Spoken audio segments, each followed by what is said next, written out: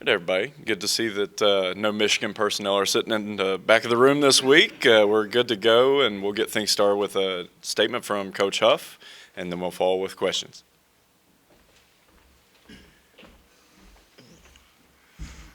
How's everybody doing? Appreciate you guys being here. Obviously, extremely important week for not only our football program but our community. As you spend more and more time here, me and my family have really taken a true and deeper appreciation every year for this weekend. Not that you don't know what it is on the outside looking in, but the more you get to spend time with people that actually have a direct connection to this event, the more you get to hear the behind the scenes stories and the connections and the passion that comes because of this weekend, the more and more you fall in love with it. So this weekend has a lot of meaning to me, has a lot of meaning to our football team. I talked to them yesterday. Not only are we celebrating or honoring the event, we're celebrating and honoring the lives that have continued on because of this event or due to this event. The children, the grandchildren, the aunts, the uncles, the cousins, the friends of the persons on the plane. I told them a lot of people in the country know Marshall because of this event. They don't know who the head coach is, they don't know who the president is, but they know Marshall because of this event. From ashes to glory, from a tragic situation to a rebuild beyond measure. We have all week a couple events to help our team understand. The more and more you get farther and farther away from the event, we're 40 plus some odd years now. You get more and more further away from the event. The kids just don't have an understanding of what it is because it's so far removed. A lot of our kids, you think about it, a lot of our kids barely know who Michael Jordan is. I mean, that is, they only know him because of shoes. I'm dead honest. We talk all the time, who are the greatest basketball players? They start naming Steph Curry and Leonard and Lillard. I'm like, what are you guys talking about? But you got to remember where they are from an age perspective. So each day this week, we have had and will have just a short kind of history lesson for them. Yesterday we had Coach Red Dawson speak to the team before practice. Coach Red's come to every practice. He's been out there every day, rain, shine, him and his wife. And he spoke to the team before practice yesterday. Just to kind of give them a understanding of what this weekend and this event and this week is all about. Obviously, this summer, after kind of going back and making sure that we keep this moment alive, we showed all of the freshmen and all of the newcomers the movie. We Are Marshall. I would probably say 80% of them had never seen it. So we started there. In summer camp, as you know, we go to the cemetery, to kind of get that understanding. We will go to the cemetery again Friday night before the game. Each day this week, we've had one of our older players kind of speak on the importance of their experience. And Owen Porter spoke yesterday, and he kind of said, when you come in as a freshman, he's a little different because obviously he being from here, but when you come in as a freshman, you don't really fully understand the impact that this game has on this community and this weekend. Then as a sophomore, you get a little bit more understanding. As a junior, you get a little bit more understanding. And then by the time you're a senior, you understand that in the grand scheme of this is the biggest game of the year for us. And not because, the field's any longer or, the prize is any bigger, but because we get the chance to represent something bigger than ourselves this weekend. And when you get a chance to do that, it's not many times in life you can be a part of something and represent something bigger than yourself. And when you get a chance to do that, it's really special. And I told them, from my time here, obviously I'd seen the movie, I knew about it growing up. For me, this was something that was really relevant. But I have an even deeper appreciation every day that I'm here and I meet somebody at Sheets or I meet somebody at Jim's Steak and Spaghetti House that had a connection or this event changed their life, and this event was the reason that they were able to continue to do, whatever it is they do, or they remember parents, cousins, uncles, personnel that were on the plane. Every time I see Keith, it reminds me, and I know obviously, a lot of other people have connections as well, but it reminds me of what the importance of this weekend. And I am truly honored to stand in front of this team. and run them out of the tunnel for this weekend. And I told them, obviously, the goal is to win. But, you honor someone by how you do something. And I want to make sure, obviously, we want to win the game. Obviously, we need to make adjustments, obviously, all of those things. But I want to make sure that when the clock hits zero, not only the 75 in heaven, but everybody in the country can truly appreciate how we played. And hopefully we get a chance to display that on the national scene, being on NFL Network. I know SportsCenter is doing some things with our uniform. Nationally, this has become a symbol of resilience. This has become a symbol of never give up, triumph. And I'm honored. Our football team is honored to represent that. So obviously Tuesday we have the actual memorial ceremony at the fountain. Hopefully see everybody there to kind of cap off the end of this weekend. But this is a big week. Our players are truly excited about the opportunity. With that, playing a great football team in Georgia Southern. Coach Clay Helton has done a phenomenal job. A lot of respect for Coach Helton and what he does. Air raid offense, really good quarterback, putting up a lot of points in bunches. Receivers doing a really good job, and because they throw the ball so well, they put the defense in kind of a bind because the box is usually light, so now they're able to run the ball efficiently. Defensively, this will be the biggest D-line and linebacker group we play just by size. And then their skill guys, they get an opportunity from a skill position because typically their offense is scoring a bunch of points, so now the other teams are put in kind of a one dimension on the other side, so they're able to make a lot of plays. So really excited. They got a really good punt returner as well. He's one of their receivers, number 7. Really excited about the opportunity not only to represent the 75, but to play a really good football team this weekend. So with that, open up questions. Coach, just one more thing on the game and the importance of it. I've always kind of marveled at your kids and how, along the years, how they handle all that pressure. And pressure's every Saturday, but this kind of ratchets it up a little bit. But they seem to handle it and give everything they've got. Yeah, and that's one of the reasons I know everybody kind of looks at me funny when I say, we want to win the game, but we want to honor them. That's one of the reasons why I sell it that way to them. That's what I say. Like, when I come up here, I have to say the exact same thing I say in the team room because they watch this press conference. So if I say something different up here, I may please the fans or I may give you guys something to write, but when I go in the team room, I lose them. So what I say here is what I say to them. Maybe I upset the fans because I don't pound the desk or flip a can over or whatever, or kick a cooler and break my foot. But I don't do that in front of them. So if I get up here and I do something different, then they're looking at me. I think one of the things in the midst of, and I'll get to your question, in the midst of we're playing really bad. Okay, I want to be the first one to say it. Okay, no, it's not okay. Yes, we have some things we need to improve. Some of those improvements are short term. Some of those improvements are long term. It is what it is. It's my responsibility to fix those things. I fully understand that. But one of the things that I can hang our hat on is our players have yet to quit.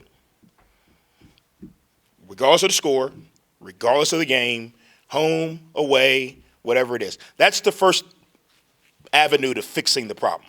Because when they quit, that means you've lost them. As long as you haven't lost them, you can fix the problem. You can make substitutions. You can change schemes. You can do all of that.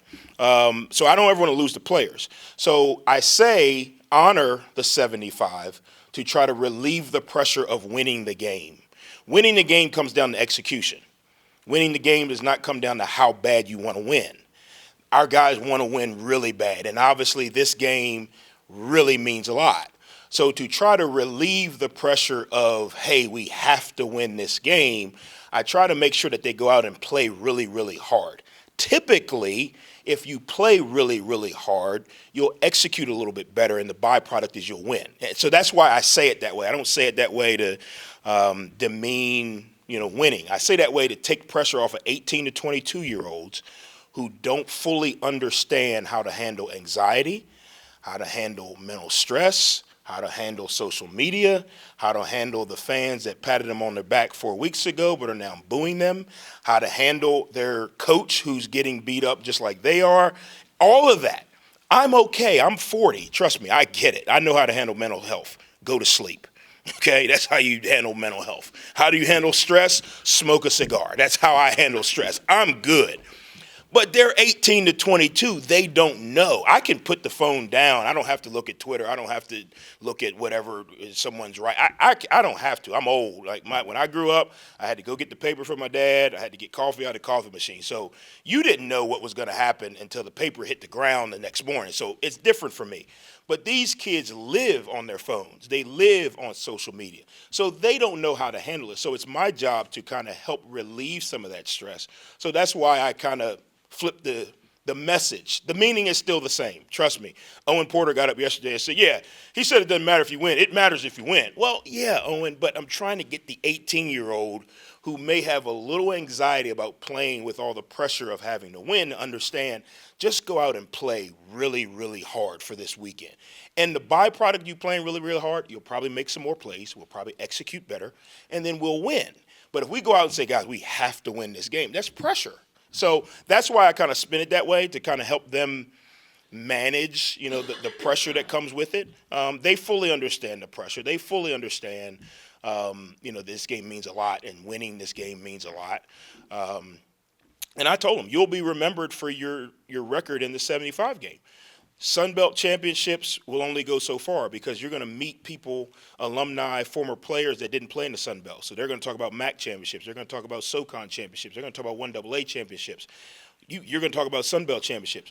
Everybody's going to talk about the 75 game and what was your record in the 75 game. That's the one thing that we can draw that forever is going to be connected. We may be in the Pac-12 in 12 years. We don't know, right? With college football, we don't know.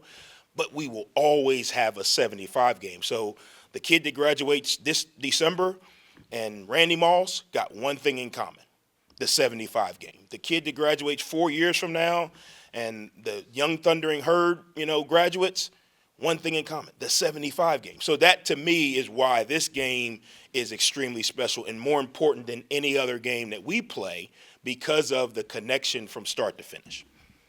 Coach, does that also kind of speak to the culture you guys have built here? I noticed last week, the guys still seem mentally positive about the situation, here now another loss, but are the guys still mentally pretty positive? Yeah, I think they're really good. That's the one litmus test that I'm constantly evaluating because obviously, right, they want to win. Our culture, our process is really hard. And when you invest the time and the energy that we invest and we do the work and you don't get the necessary reward, it's easy to say, okay, I'm done. Or, why did I study for that test and I failed? Okay, I'm not studying for any more tests. But for our guys to continue to come out, I think our culture's in a really good spot. I think that's the beauty of being able to fix some of our issues. I think part of that is the way we manage going through this storm. It's not, hey, it's your fault or it's your fault. Hey, we, coaches, players, administrators, doctors, everybody, we have to play better.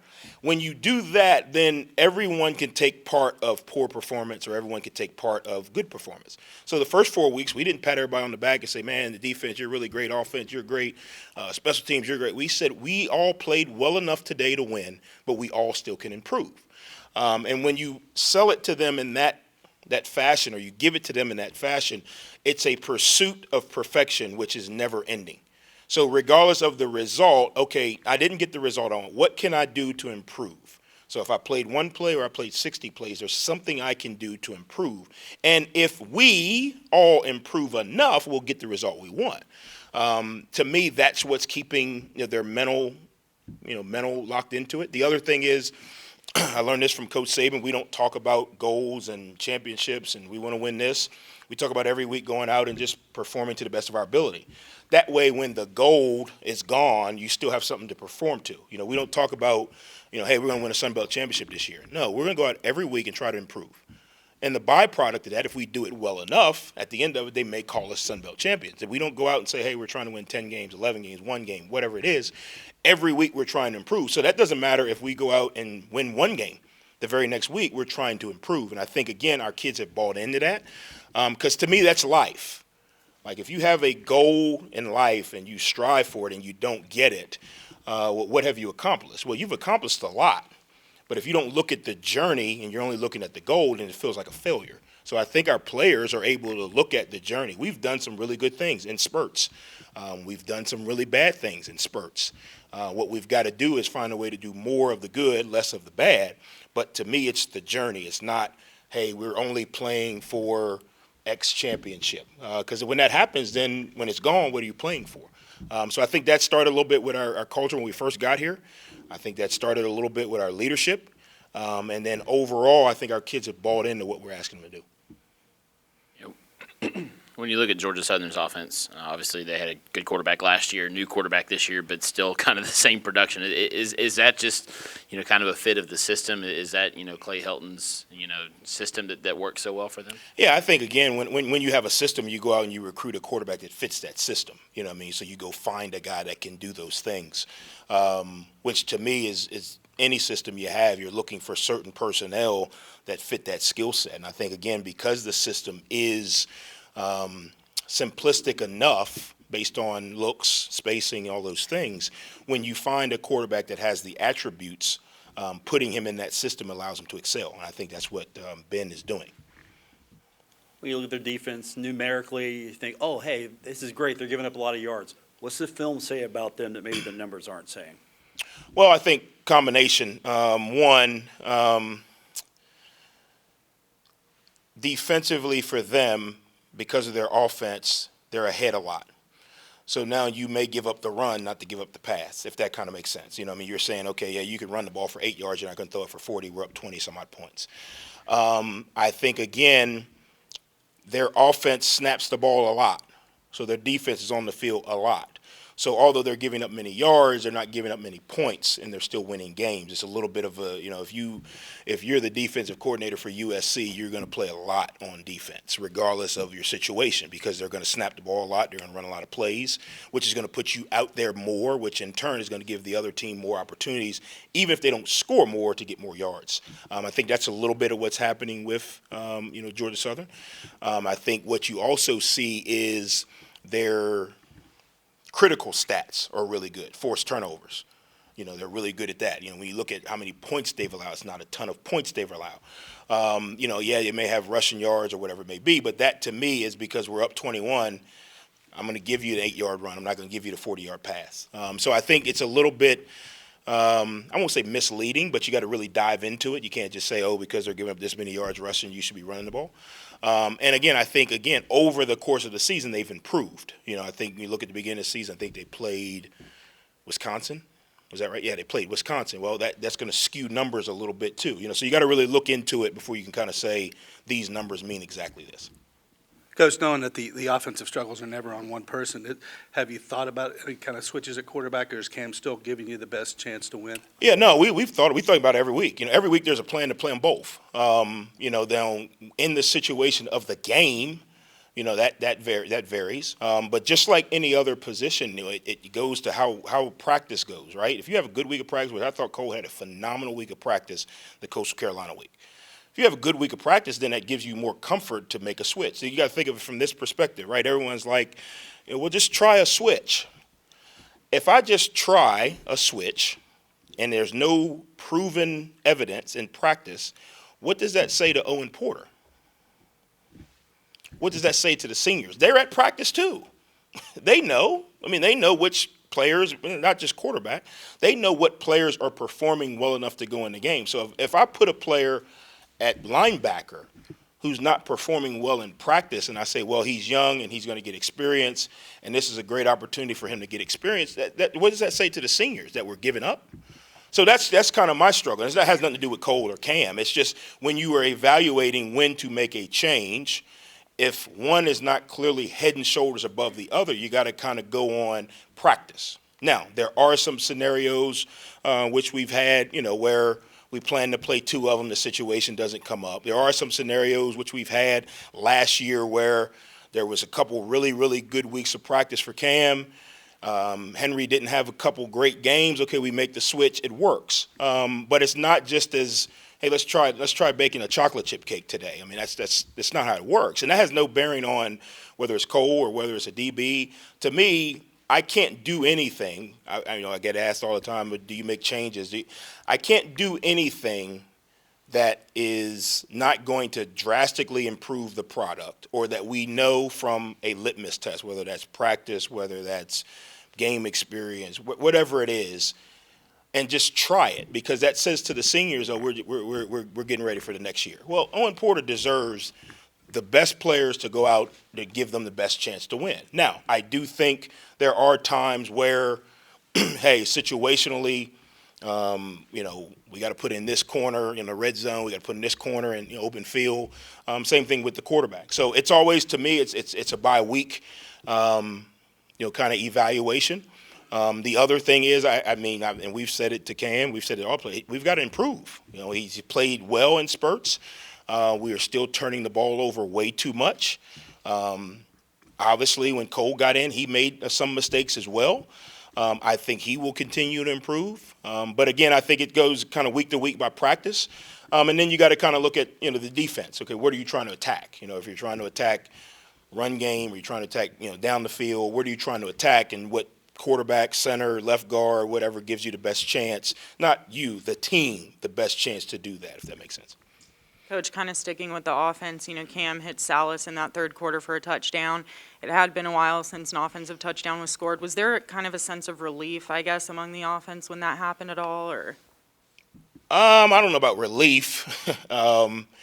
I think, again, we went back and looked, we had gotten in the red zone, I want to say 4 or 5 times in the, 4 or 5 games, and something had gone wrong. The issue is, and it's easy to say, okay, well, we got to fix this. The issue is the 4 or 5 times that something went wrong, it was 4 or 5 different groups. Coastal Carolina, we dropped passes. I forget what game it was. We had a penalty that knocked us back. Another game, O-lineman misses a block. You know what I mean? So it's not just, okay, here's the problem when we get in the red zone. Some of the corrections and changes that we've made have been because of those issues. So some of the O-line blocking issues, we changed kind of what we do down there. Some of the receivers issue, we changed who plays in the red zone. That's another area. Okay, well, hey, Johnny dropped the ball 2 times in the red zone. Well, we can't put him in the red zone anymore. Let's make sure formationally we've made the change. So it's a little bit of a, I won't say a relief, but it was kind of like, okay, finally we don't stump our toe here. Finally we execute down here. Finally we get everybody on the same page down here. And it was more of a, okay, guys, look, when we do get everybody on the same page, it's easy. It's not really hard, But when we don't, it makes it stressful for everybody.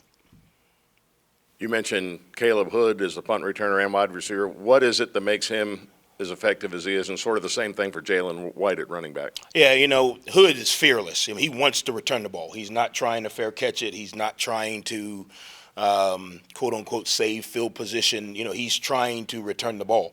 I think when you think about the really, really good punt returners in college or the NFL, they'll catch the ball with a guy right here and try to make him miss. And I think that what gives him a little bit of confidence, and it probably steals some yards because he is shifty. So if you are willing to catch it with somebody in your face, you make one miss, well, now you got a chance for a big return. I think that's the one thing for him that's really good. I think the running back is a good player. I think he also, because they throw so much, he's able to really chunk yards. It's not like they're trying to run it 3-4 yards a pop. He's able to chunk yards because when he gets the ball or when he gets the run calls, it's usually advantageous boxes because of the RPO kind of air raid stuff they do.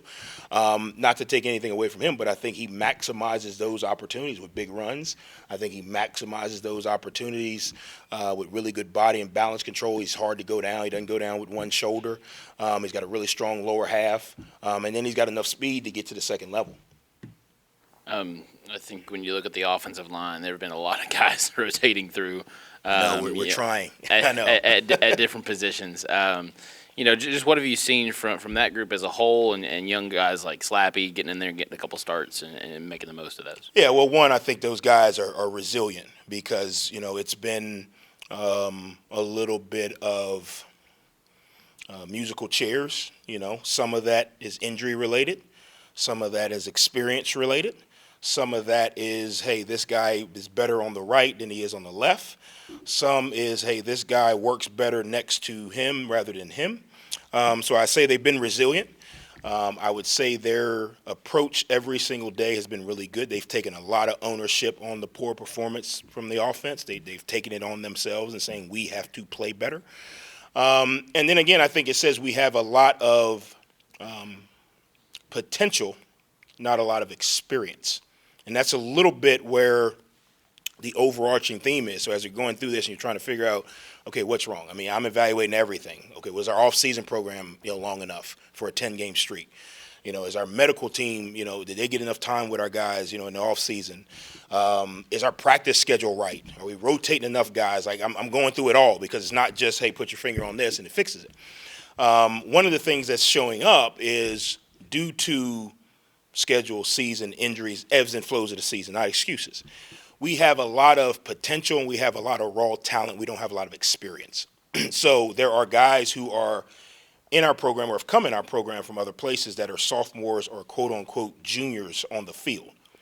But they didn't play a lot at the places they came from for whatever reason. They were backup. They played special teams.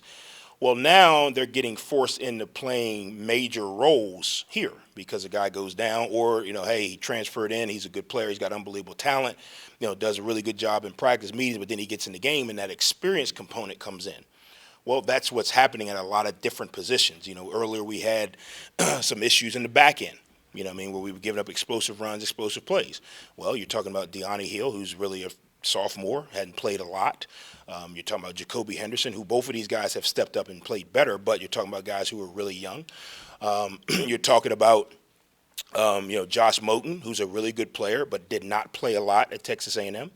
You're talking about Jocelyn Went, who's been out of football for 2 years. Skillful, can run, can jump, can do all those things. But again, the experience of, okay, it's 3rd down and 3, 2 receivers over here, 2 receivers over here, Y goes in motion, what typically happens? Well, that's an experience thing. You can rep it in practice and you can talk about it in a meeting, but when it's 80,000 people yelling, that guy goes in motion, okay, well, what's the call? What's the adjustment? How quickly can I make that adjustment? Am I supposed to be inside leverage, outside leverage? All those things come with experience. I think we probably took a little bit of it for granted because you were talking about Micah and Stephen Gilmore. Those guys played a lot of football for us. So some of that stuff kind of took yourself for granted.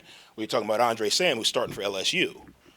Well, that's a pretty good football player who played a lot at McNeese State. So that's what, when you really look at it, back to the O-line, that's what we have. We've got Tariq Barlow, who's unbelievably skilled, didn't play a lot at TCU.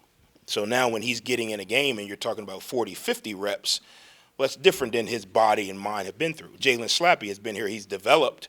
He hadn't played a lot. So now when he gets in the game, you're talking about 40 or 50 reps. That's a little bit different. Then you got guys like Osborne and Tucker who have played a lot. And if you ever see Tucker walking around, if he doesn't get a handicap sticker when he leaves here with his jersey, he deserves one. But just physically. So now you're talking about Lloyd Willis. Well, Lloyd came from Florida State, but he didn't play a lot. So now you're talking about not only in-game experience, but the preparation to play. How much film do I watch? We have meetings and we say watch film, but when you go home, you got to put in extra work. When you're watching film, what are you looking for? Are you just watching the play? Or are you watching his pass rush move? So what I feel has started to happen, especially on defense, we've started to kind of get a little bit of benefit of those reps in that time. I think A.G. McGee is playing at a really high rate. Well, A.G. McGee is the guy that let the tight end run up the seam at North Carolina State, but that was 6 weeks ago. How many reps has he gotten? So there's been mistakes that have happened because of experience. Those guys are learning. Those guys are growing. Those guys can use those experiences now to apply to what we got. Having J.J. back helps. When you got young, experienced guys back there, having an older guy to say, hey, no, move down. J.J. played a lot at Wake. A little bit different, scenario for him. So I think, again, it's a little bit of some of the issues are short-term fixes. Some of them are long-term. And then when we get to the long term, we'll fix the long term. But I don't think it's, hey, throw in the towel, get ready for the off season. I think it's, hey, let's fix the issues we can fix short term. And coaches take that too, right? So I can't call certain things with AG and Amir Foster out there. I can call them a little bit different with JJ. Offensively, okay, if Cole has a good practice, I can't call quarterback power with Cole. But there are some things that I can call that he would be really good at. So coaches got to do a really good job as well of adapting to the experience and the situations we are in to give these guys the best chance they can be to be successful. Coach, what did it mean to have JJ back? And, he had 15 tackles in the game when he came back. Yeah, those 15 tackles were good because they were running the ball pretty good. I think, again, it's a blessing, and I have kids, and, when you walk out there and, there's a mother's child who's motionless, that takes winning, losing, who was supposed to cover who, how many touchdowns, that takes it out of it. But when you see that young man come back the next week and have a productive game like he did, you truly know that there is a God, and I think truly blessings that not only him and his family have received, but that is, I won't say a miracle, but it's pretty daggone close. And you know that his life is touched and life is spared because it could have been a lot worse. I think, we get a situation down at Coastal the very next week. And Grayson is still kind of, battling, deciding what he's able to do, so prayers to his family. So for JJ to be able to bounce back that quick, a lot of resiliency for him because, again, you're talking about 18, 22-year-old. It's kind of like a 5-year-old when they fall off the bike. Yeah, it's a little scary to get back on the bike, but he came back with a really good attitude. He came back, ready to play the game he loves. No fear, no anxiety, and to have him go out and have a really good game is truly a blessing. What did it mean to the team to have him come back? I think, again, this team is really close. That's the one thing. I think you guys see that. I think you guys feel that. Even the new guys, like once you get here, if you do things our way, you're in. And JJ's one of the guys that done that. I think defensively, it felt like a little bit more of a security blanket. I think they had trust in Amir and they had trust in AG. But they're young. But I think we had a lot more security and confidence in the back end with JJ back. I think the communication was a lot more firm. It wasn't as much. I think it's supposed to be this, or I think it was firm. It was communication. It was confirmation. JJ make the call. Everybody give the thumbs up. It wasn't a lot of second guessing. I think again it probably brought a little bit of stability back to that back end unit. Which obviously we still got some things to clean up, but I thought from a communication alignment standpoint, we didn't have any issues where there was a guy running with nobody near them, if that makes sense. All right. Thank you all very much. Thanks, guys. Look forward to seeing everybody this weekend, and then obviously at the 75 Memorial for not only a phenomenal weekend for Marshall, but for all of college football. So thanks, guys.